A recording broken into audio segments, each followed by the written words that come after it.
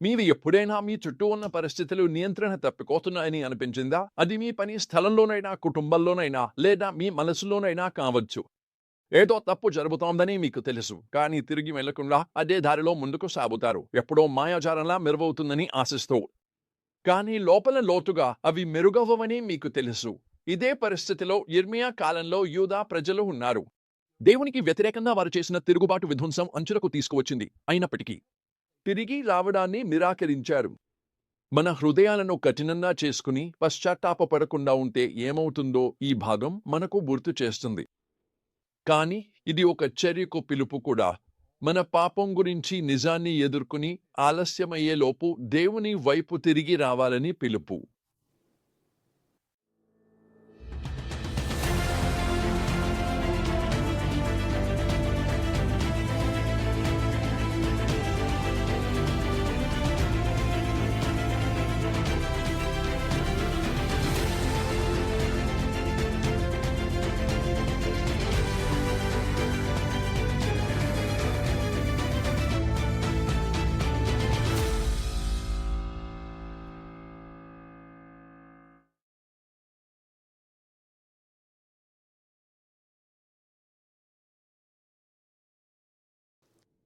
ప్రధాన విషయంతో మొదలుద్దాం. పాపాన్ని నిర్లక్ష్యం చేస్తే అది నాశనానికి దారి తీస్తుంది.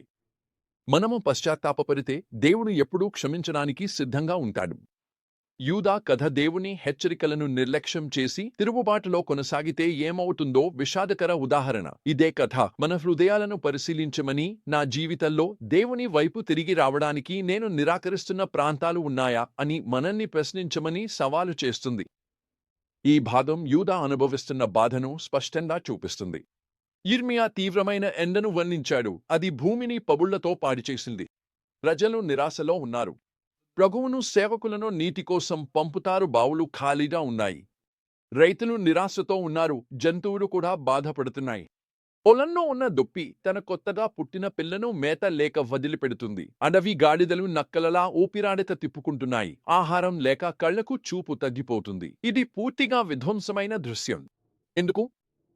వారి పాపం వల్లే ఇది జరిగింది. యిర్మీయా స్పష్టంగా చెప్పేస్తాడు. అతను ఇలా అంటాడు, మన పాపాలు మన మీద సాక్ష్యం చెప్పినా, ప్రభువా, నీ నామం కోసం ఏదైనా చేయుము. ఎందుకంటే మేము తరచుగా తిరుగుబాటు చేశాము, మేము నీకు విరుద్ధంగా పాపం చేశాము. యిర్మీయా 7. యూదా అనుభవిస్తున్న బాధలు వారి దేవునికి చేసిన తిరుగుబాటుకు ఫలితంగా వచ్చాయి. ఇక్కడే మనసు బాధపడుతుంది. వారు బాధలో ఉన్న యూదా పశ్చాత్తాపానికి నిరాకరిస్తుంది. వాళ్ళు కదలికలు, వాళ్ళు ఉపవాసం ఉంటారు, వారు బలును అర్పిస్తారు. కానీ వారి హృదయాలు దేవుని నుండి దూరంగా ఉన్నాయి. అందుకే దేవుడు యిర్మీయాకు ఇలా అంటాడు, ఈ ప్రజల శ్రేయస్సు కోసం ప్రార్థించవద్దు. వారు ఉపవాసమైన వారి విలాపం వినను. హోమబలులు, ధాన్యబలులు ఇచ్చిన వాటిని స్వీకరించెను. నేను వారిని ఖడ్గం, క్షామం, మరణం ద్వారా నాశనం చేస్తాను. మహమ్మారి ద్వారా కూడా. యిర్మీయా 14, 11, 12. దేవుడు వారి ఖాళీ ఆచారాలను తేలికగా చూస్తాడు.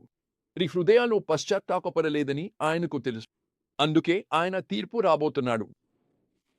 కానీ వినండి, ఇంకా చెడ్డదిగా మారుతుంది. యూదా ప్రజలు దేవుని హెచ్చరికలను పట్టించుకోలేదు. తప్పుడు ప్రవక్తలు వారిని తప్పుదారి పట్టిస్తున్నారు. ఈ ప్రవక్తలు ప్రజలకు వినాలనుకునే మాటలే చెబుతున్నారు. మీరు ఖడ్గాన్ని చూడరు, క్షామాన్ని అనుభవించరు.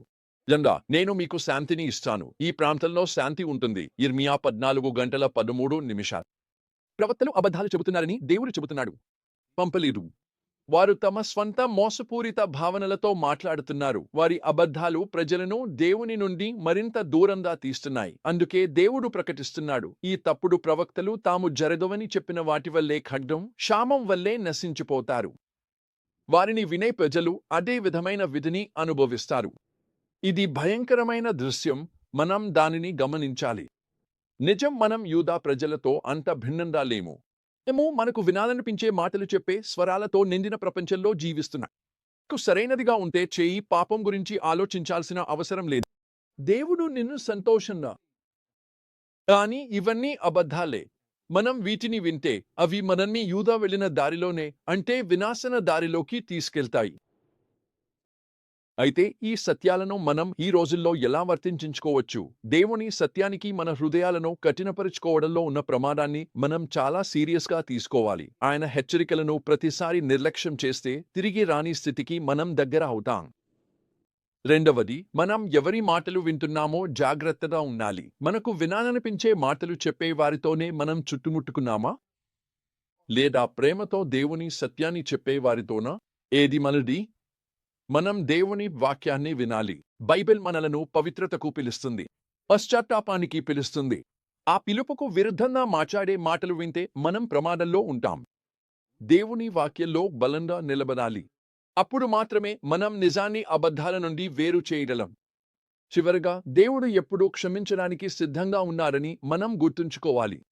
యూదా తిరుగుబాటులో ఉన్నప్పటికీ దేవుడు ఆశను అందిస్తున్నాడు.